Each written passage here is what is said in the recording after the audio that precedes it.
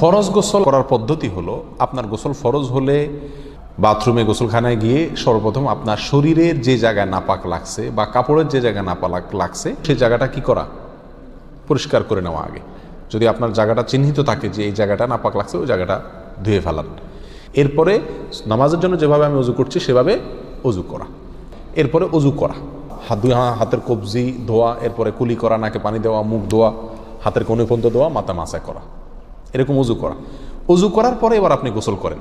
সেটা শাওয়ার দিয়ে আপনি মাথার উপরে পানি ঢেলে হোক আর আপনার মগ দিয়া হোক, যেভাবে হোক আপনি গোসল করেন।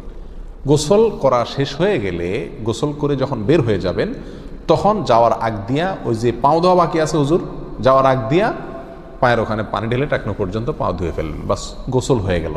এই ভিতরে আপনার শরীরের প্রতিটি অঙ্গের প্রতিটি জায়গায় পানি পৌঁছানোর চেষ্টা করতে হবে। প্রকাশ্য অঙ্গ যেগুলো, নাভির প্যাচ থেকে নিয়ে, বগলের নিচ থেকে নিয়ে, আঙ্গুলের চিপা থেকে নিয়ে প্রত্যেকটা জায়গায় যেন পানি যায়, সেজন্য সেখানে পানি পৌঁছানোর চেষ্টা করতে হবে। ডলার দরকার হলে ডলবে, যেভাবে ওখানে পানি পৌঁছাতে হবে। কানের প্যাঁচের ভিতরে, একেবারে গভীরে না, প্যাচগুলোর ভিতরে যেন পানি যায় সেদিকগুলো খেয়াল রাখতে হবে। কোনো একটি জায়গা যদি শুকনা থাকে তাহলে কি হবে না, ফরজ গোসল হবে না।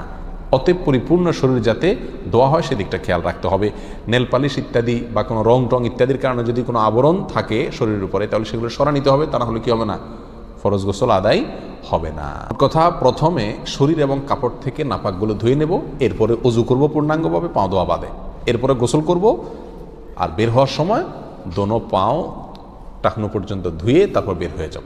এই গোসলের সাথে আমার অজু হয়ে গেল। এই গোসলের পরে আর কি করার দরকার নাই, অজু করার দরকার নাই। অনেকে গোসলের পরে অজু করেন, এটা কোনো প্রয়োজন নাই।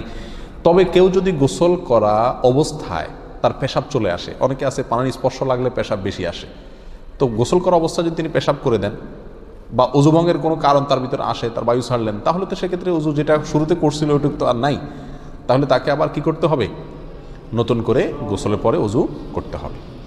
এ হলো মোটামুটি ফরজ গোসলের পদ্ধতি।